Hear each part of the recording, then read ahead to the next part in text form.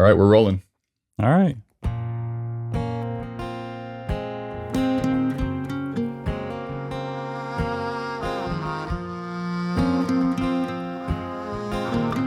It was good to finally meet you, man.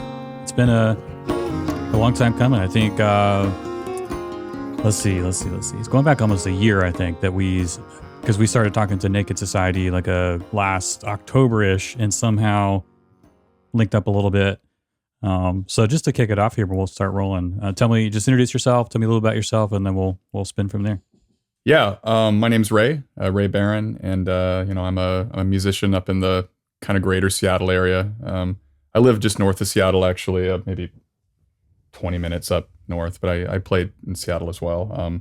Kind of circle back on that. Yeah, I think that is when we first linked up. It was around the time Naked Society was on your podcast, on your show.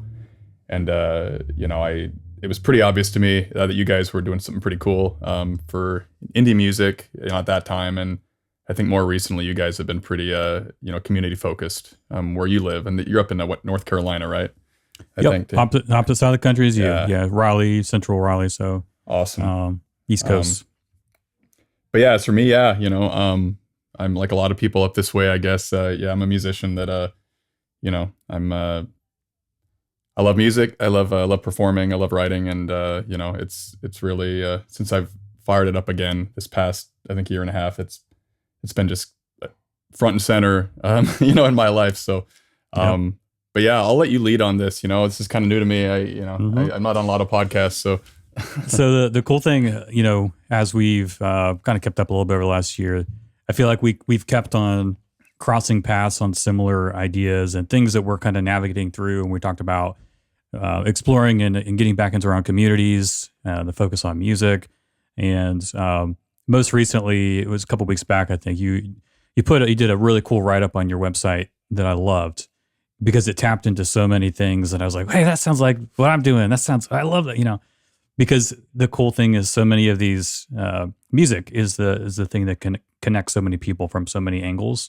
So it's cool to see, part of why we're having this conversation is across the country and exploring a lot of these same themes together. If you from specifically more from the artist standpoint. But anyway, to kick that off, the first thing that stuck out to me, and also why I've been interested in keeping up with you over the last year, is you've brought up several times this hiatus of music and then getting back into that after many years. Can you speak a little bit to that hiatus and what got you back into music over the last year and a half? This will require a little caffeine. It's a long story. Well, the hiatus, that's a long story. I think up until about a year and a half ago, I probably hadn't played music in any real capacity in maybe 9 years or so. The reasons for that, they're, it's complicated. A lot of it had to do with mental health struggles, to be perfectly honest. And during that time, I put all my focus on, home and hearth, my career, like a lot of people, I became a father too in 2019, but that wasn't the reason why. I think I had stopped in like 2017.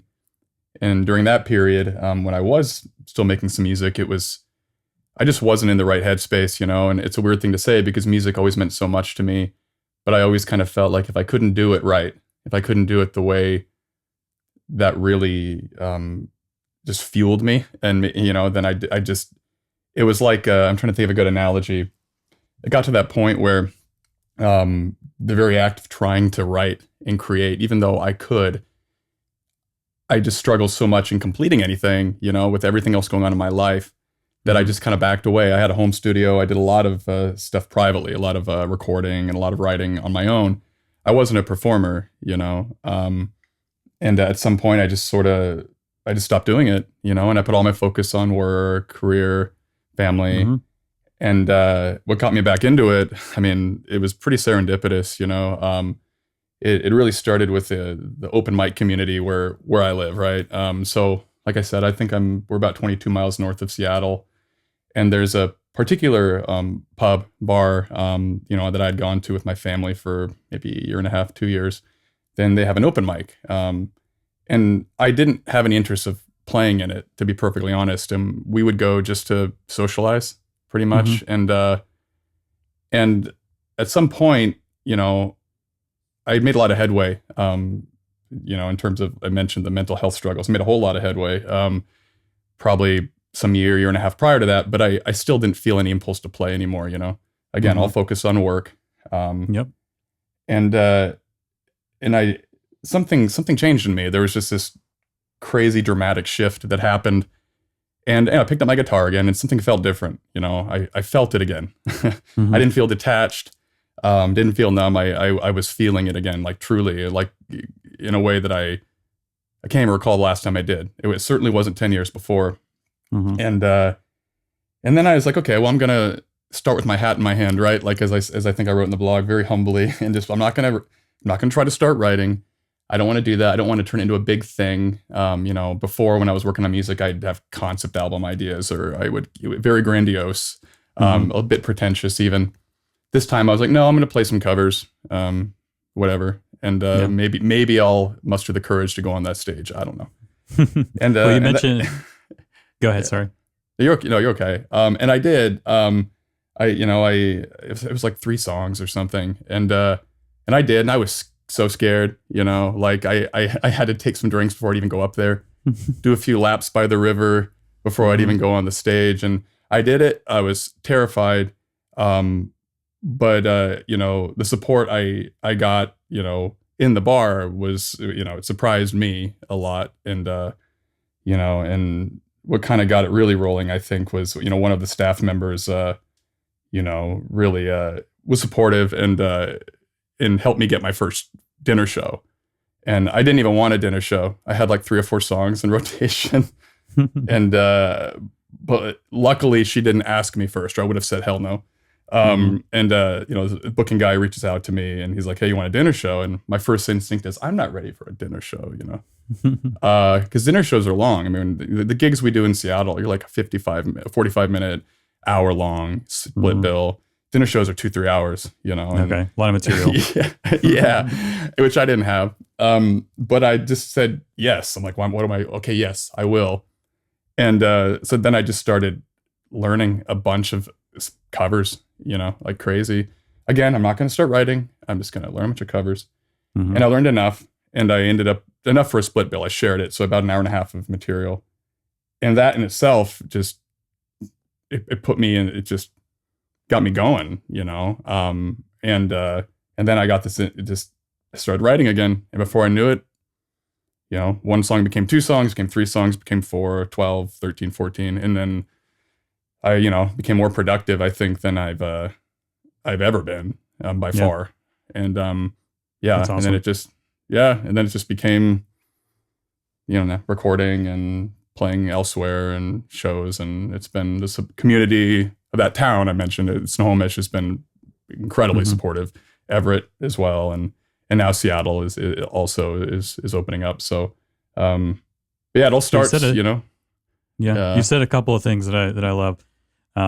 First of all, the reason that's so interesting as far as, being involved in music and then taking a break over a length of time that's very, very similar story to myself as well. Like music it surrounds my life. It's been my existence for forever, especially in high school, my early 20s. Like that was everything. It was in, I was in a cool music scene in high school, and a band that kind of saw what that looked like. Played music in Raleigh for several years in the band, started like a little record label thing. But life happens, and it's not a bad thing. It's just we all have to survive and live and figure it out. So I went, 10, 15 years. I never stopped playing music, but it wasn't the most important thing in my life for very good reasons. But the shift, I think you also mentioned for you, is kind of serendipitous on the timing of a lot of those things, and how it feels like chance to a certain extent on how things can line up. But the other thing you said too is it also takes being uncomfortable to push yourself into those situations and taking those steps, which I think is important to call out, because you have to get really uncomfortable to get in a position where you can improve on yourself and make progress. And I've told several people this quote that I've kind of lived by over the last year and a half. There's a David Bowie quote. It's not an exact quote because I can't remember verbatim, but something along the lines of, he said, "You always have to live your life with one foot deep enough in the water to feel uncomfortable, I think that always I kind of keeps you reshared moving forward. that. I reshared that on would, Instagram. I I think at love some it. point. Yeah. No, Yep. you're spot It's a great on. analogy. It's the well, fear, and I think what happens with a lot of people is they let the, I mean, not to be cliche, yeah, they let the fear win because I've been there. Like I would know, Hmm. right? Like I mean, in that case, even I didn't have any real performing experience. I had a home studio. I would do some studio work, do some vocals, and I'd do a lot of electronic stuff on my computer Hmm. and kind of industrial kind of stuff, little Nine Inch Nails inspired, very. But that's what I would kind of do, and I wanted to perform so bad, but I was like, oh, someday, okay, I'll do the songs and I'll get a band together, then maybe I'll perform, and I would just, but I was so scared, and it just didn't Yeah. happen, but I had to put myself in that situation, like you said, where you're massively uncomfortable, and now I'm addicted to it. Hmm. Now I get the itch. If I don't go and I play, Yep. like maybe I'll have a show every week or every couple of weeks, but if it ends up being every month, I'm like, I got to hit up the open mics. I'm feeling Hmm. that. I got to Yep. get up on a mic.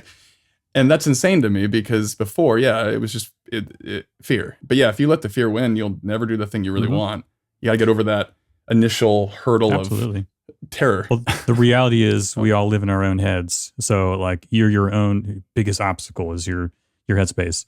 So even though it's completely impossible to never care what other people think, it's like I always refer to this scale in my mind of the scale between I care what people think and I don't. And you want to get as far to the side of you don't care what people think. You're just going to do what you're going to do and figure things out. And that's, I feel like, when you're the most productive is um, people assume that everyone else has this stuff figured out and they don't. We're all just making Yeah. it up and trying to navigate it.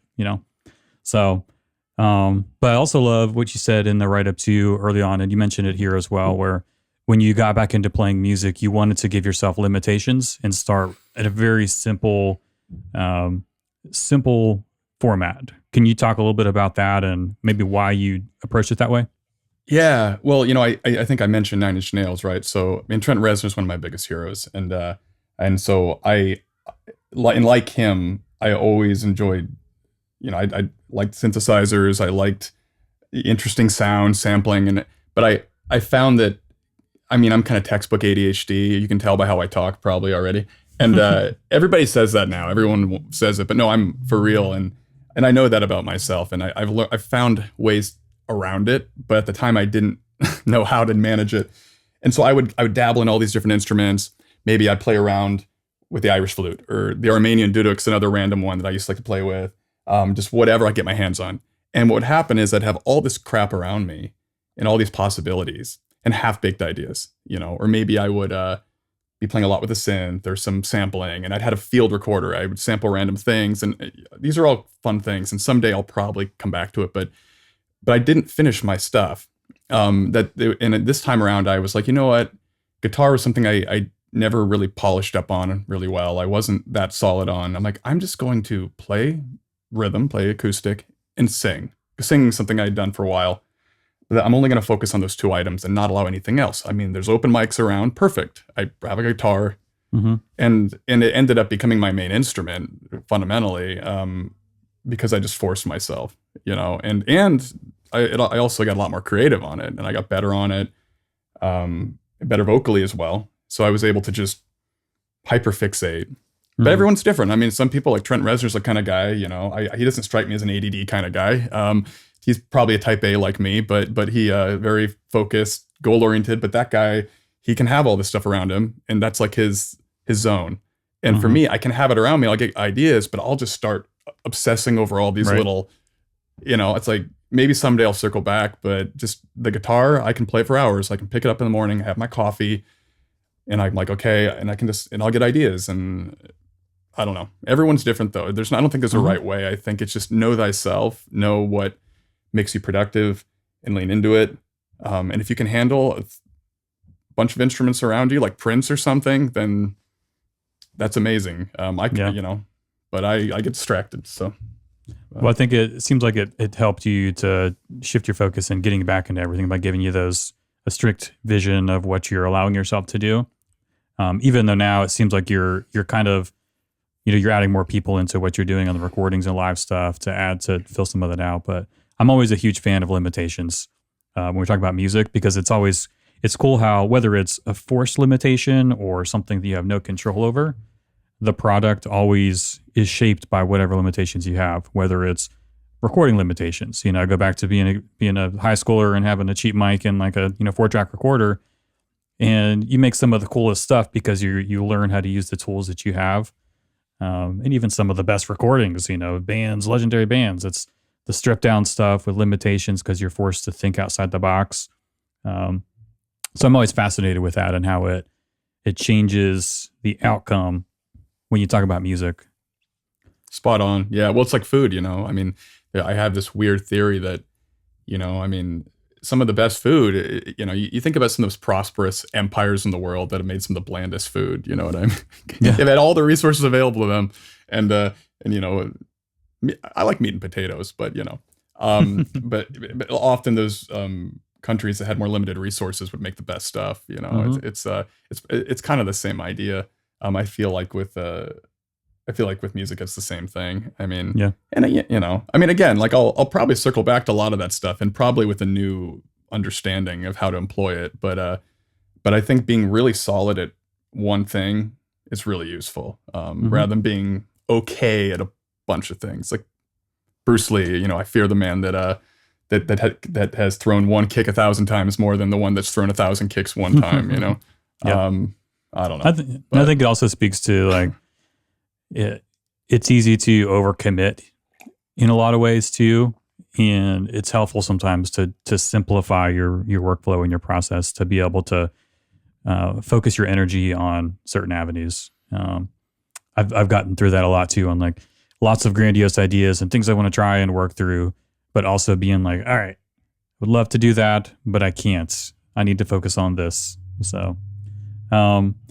So pivoting just a little bit too, I think one of the things I keep seeing stuff that you're putting out, and we've commented back and forth and talked a little bit about stuff, but how central the community aspect of what you're doing is to your music and music scene that you're involved with out there, and how important connecting with people, real life humans, organic free range human beings, and how important that is to the growth of your music community, but just your own, even if we want to say mental health, like how important that is to connect with people. Can you speak to how that has been in your, over the last year as you've gotten back into music? I can. I think that that's a huge one, and it's a good question. And I think I have a long-winded answer for you, which I keep doing to you. Sorry. No, you're good. As far as the community goes, I don't think I could have done it without the community. It's not just that I couldn't have done it; it's that I don't think I would have wanted to. The people here have been amazing, and then other musicians that I've been able to collaborate with, getting to know them, becoming friends with them. It startles me. It's only been a year and a half, and the truth is, it's been more like a year. The first half was me figuring out the guitar again, and and then just getting some confidence. But the truth is, since I've been out there and I've gotten to know people, not just other musicians, but people that just frequent the open mics or frequent concerts and shows. They really become my friends, and I feel like I kind of have the whole city. It's not a big city, but it's an awesome city. The whole city of Snohomish kind of behind me on this, and people have been just amazing. And it might be something as simple. You mentioned the mental health part. Yeah, I mean, getting out. Getting out. Going to bars and venues and just talking to people and getting to know people, and even in a non-musical way, has been incredible. All the connections that you make, and from a music perspective, collaborating, playing with other musicians, gigging with other musicians. I feel like it's almost half the joy. Like for me, I love writing. Songwriting is huge, but it's very intimate. It's a private thing. It's like I can't write songs when someone is in the room. I mean, maybe I'll get some guitar ideas, but when I'm writing vocal parts, I need to be in isolation, kind of like almost like an author, like a madman, and I get something, and then I get to go out and I get to play it, right, or perform it, and then I get to be around people, and also with a song. I mean, if it's an intimate piece, and not like a fictional piece, but something intimate to me, you're bringing a piece of yourself with you when you perform it, and and for other people to connect with that, which happens to me a lot, it's it's humbling, and it's also, I don't know, it gives it gives a different type of life. There's a song as it is to me, and then there's a song as it is to someone else, and having people come up to me and say they were affected by it it's just something I didn't have any experience with before, because I kept my music so private until now.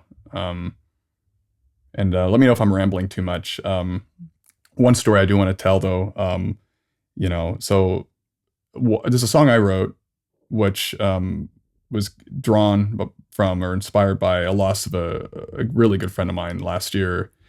And he was a veteran. He was a combat vet, and there was I played it with I think it was maybe the second time I ever played it, maybe early this year. And the song was fresh, so I was pretty raw, but it was emotional for me to perform it. And there was a lady that was there. I don't want to say in the crowd. It was in a coffee shop, but she really sweet. She came up to me, and I didn't give a lot of details on the song or anything, and I never really do. It's rare I even tell people what it's about if I'm, unless it's an intimate setting, which this was. And she said it made her think about, and she started crying, and said it made her thinking about her friends in Vietnam when they came back from Vietnam. And we hugged and stuff. And I think that was the first time that I was like, wow, this is a lot more than just sitting in a studio recording music. When you're, and it just, that was the human connection element really kind of showcasing itself. And that's when I think that was when that's amazing. I think that speaks, you've alluded to that a lot, but it speaks to so much of our culture and our world with social media and, AI and devices. It's all centered on isolation and false connections. So I think that's so huge. Like, that's part of what I've been navigating experience as well, is part of it for Indie Rock Catalog when we started is like, well, what are we doing? What is this? What are we trying to do? And early on, it was very isolated on connections with people over, the internet, over social media, which is totally fine. But what I started realizing as I started playing music separately as well in our area is the more involved you can be with people in your community, you start to build very, very different kind of relationships. And when you get to meet people and have human conversations, and they can spill over another area, they can spill back over in social media and stuff, but it's a different layer of connection. And the more you are involved in your community, you start to see how many webs are weaved throughout, and how many connections you can piece together, just because, I don't know. I'm rambling now too, but it's like, it's interesting how please, go for it. when you're like, realize that your community and the people around you are important, and you start to have conversations with people that you wouldn't have ordinarily, you realize that we are all connected, and we all share a similar ethos and going through similar struggles. And you realize how important it is to have those conversations and how helpful they can be. And that's why I love music, because music is the perfect platform to allow that to happen organically. Absolutely. Yeah. It's a connecting agent, and it goes way beyond the musicians, like you said, there's, I don't know how you framed it, or phrased it regarding, connections and, but it's not just about the musicians. It's not, I guess we're useful in that, music is it's a common ground for everybody. It's a universal language, and people like to hear music, and hopefully they'll continue to like to hear live music. But it's everybody. It's the person serving you your drinks. It's the person. I don't know. I mean, it's a random person that stops you in the street saying, "Hey, I think I saw you on social media," which is happening. That's a trip. But it's whatever. It could be just a random conversation that you're having with someone that has nothing to do with music. Maybe you're sitting at the bar and you just start talking to somebody, and you get to know them. You find you have a lot in common, like you said, or maybe you don't. But the one thing you have in common is you're a human being, and we're all in this kind of the shit show together, right? And that's sort of my attitude. And the human part of it's everything. And like in the era of AI, it's like people need to know that. They need to remember that. And in a way, I almost forgot it. I feel like in the post-COVID world, a lot of us have been more isolated, and going out, and playing music, or even just going to my local pub and making friends there. It's like a village. This place is like a village, and it's there's nothing that comes close to that. And humans are, we're tribal primates. We need each other, and at some point, we've all decided we don't. And it's insane because they're not happy. But I'm at my happiest I've been that I probably ever, and so much of it's just community. I mean, yeah, agreed. So it's incredible for real. Like, and it's also a lot of people aren't used to having conversations from a stranger. Like sometimes it catches people off guard, and then they're like, "Oh wow, like this is interesting." So, but it also comes back to what we talked about of getting over the fear of putting yourself in that position, and realizing like what's the worst that's going to happen. You're going to look silly or feel uncomfortable, but getting over that mentality is so huge in building connections and meeting people. Yeah. Well, yeah, it's fear, like you said. Because social anxiety, it's huge, man. I used to be there. Now, when I tell people that now, they're like, "What? You're like a butterfly. You talk to everybody, and I'm like, yeah, but I used to be so scared. But it's like you have to do laps.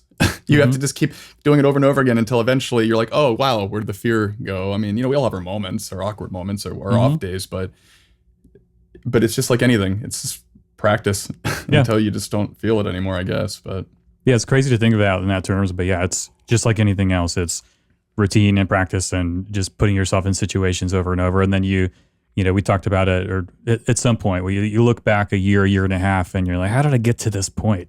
You don't even recognize yourself because of the progress and change and getting uncomfortable and getting over the fear of it. It's crazy. Yeah, you took the words out of my mouth. Yeah. I do look back, and I'm just like, it's crazy. It all started with an open mic. Yeah. So and now it's like, okay, my life has shifted, and I'm having fun. So yeah. Well, let's see here. The Zoom cuts us off in about 13 minutes. We do the 40-minute free version here, but cool. I wanted to, as I've kind of figured out what Indie Rock Catalog has been over the last 6 to 12 months, it's community focused, community based. And as we've been booking shows and coordinating with bands, we've fallen into this idea of this local mixtape that is basically we schedule we book shows and then record them live and then release a physical tape and CD with about 9 or 10 different bands on this release. And part of where we're landing on this is because I'm trying to create something that feels kind of like a short-term mini collective where a group of people are all involved in something together. They support each other on all the different shows, and then it's documented through music. It's amazing. And so it feeds into these ideas that we've been talking about of like, how do you get people to care about something and care about each other and spur human interaction in your community? And that's kind of where it's landing on. But another huge piece of that is how do you give value, increase the perceived value of art and music? How do you better compensate artists for their work? So there's a huge element of this as well, where we're trying to create something physical that bands and artists can also have to sell, and they can earn, a few bucks by selling these mixtapes too. So when you, again, back to the thing that your write up a couple weeks ago that stuck out to me was, I don't even think you kind of said it offhandedly in a quick comment, but it stuck out to me. But as you've brought in other artists to record on your projects and perform live with you, one of the comments you made was always offer to compensate artists who are working with you.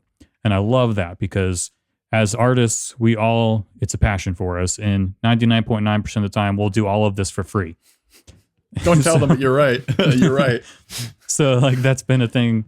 That's been something that's important to me is, if we're paying bands $9 because that's what we brought in, they're like, oh, don't worry about it. It's like, no, you're getting this $9. But so can you speak a little bit to your thoughts on that and why that was so important for you to call out when you're compensating or offering to compensate people or barter with them for, Barter, creative work.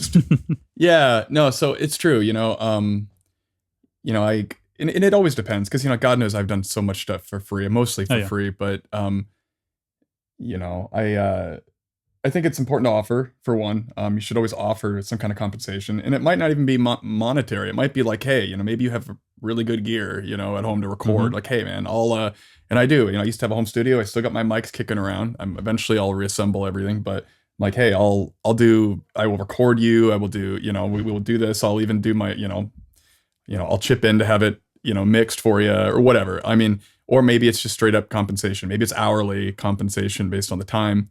I think it's really important to do.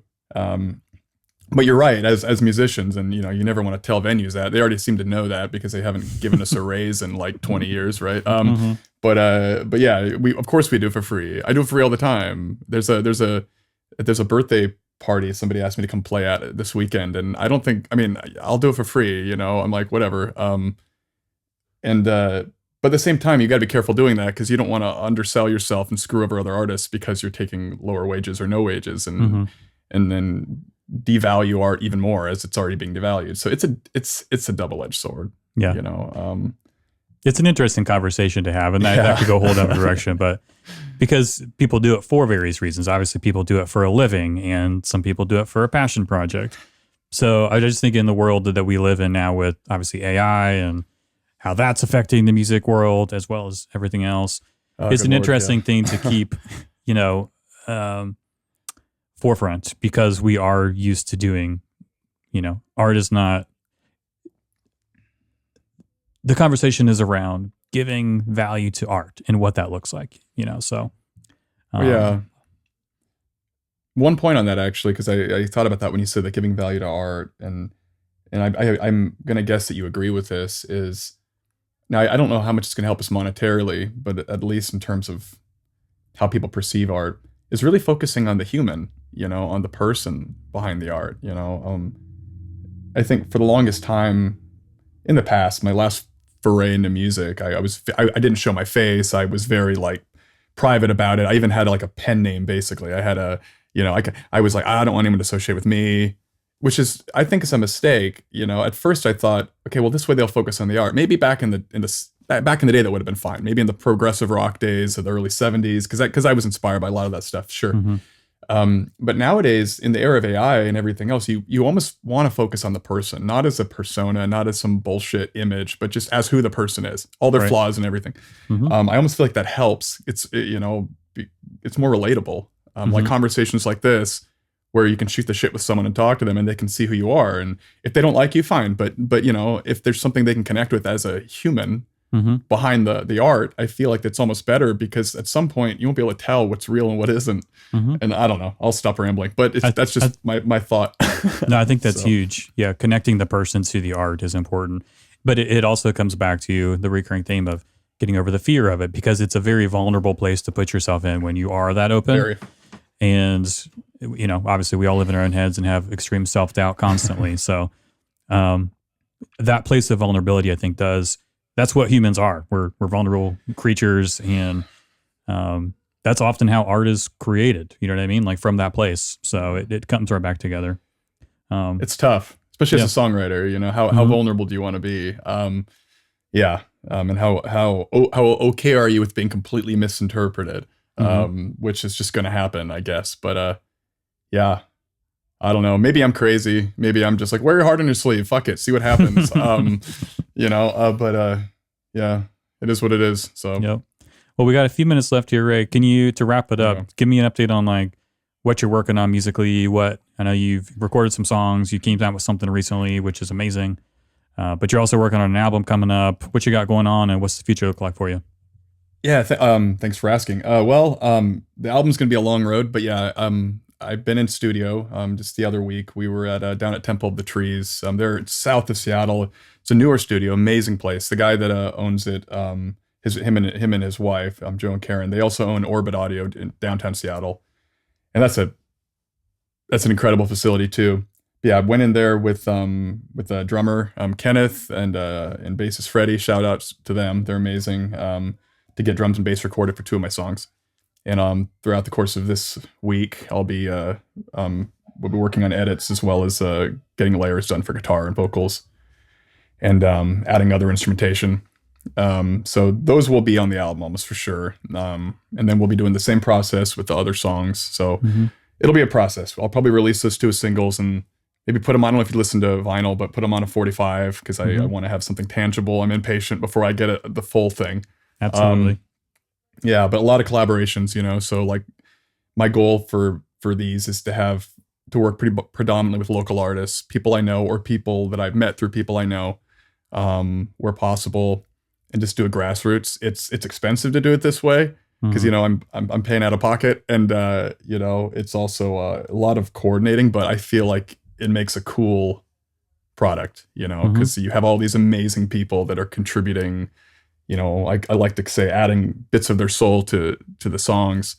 The traditional band format's rad because you can just move a little quicker. I don't know if you know who Mark Lanigan is, but I'm kind of taking the approach that he had with, I think, his first record or so, which is bring all these people together and see how it goes. Yeah. And so far it's been good. So yeah, that's awesome. That's the beauty of the recording process is it's also just like documenting this time in your own life and your own existence with the people around you. And then for the next, years and years to come, you'll listen to this album. For you, it'll be meaningful because it captures this time of in your life, and then hope the goal too is other people who are going to listen to it feel the same way when they connect with it. But that's why music's great. It's a time capsule. It's amazing. And what you guys are doing, I just want to say really quick too, is amazing. It's cool to see someone, outside of my area really doing something that's meaningful and helpful to artists. It's inspiring too, and maybe I or someone else will have to fire something up like this in our area too, because we could use it. So yeah, I appreciate that. Yeah, couldn't do it without, like we've talked about many times, it's like the people around you that you connect with and inspire you and keep us all moving. But it's important to connect with people, and especially around art and music in your local community, to do what we can to create it and help it grow. Absolutely. I'm with you. Yeah. Well, Ray, it's been awesome, man. It's been great to talk to you finally. Glad we get to finally catch up and talk a little bit about it. It's been a long time coming. Yeah. So thank you. I appreciate you having me on, and indie rock catalog's awesome. So I appreciate it. I'll be looking forward to possible future collaborations. Absolutely. Looking forward to hearing the new music as well. Thank you. Have a good one. Yeah, you too. Take care, Ray.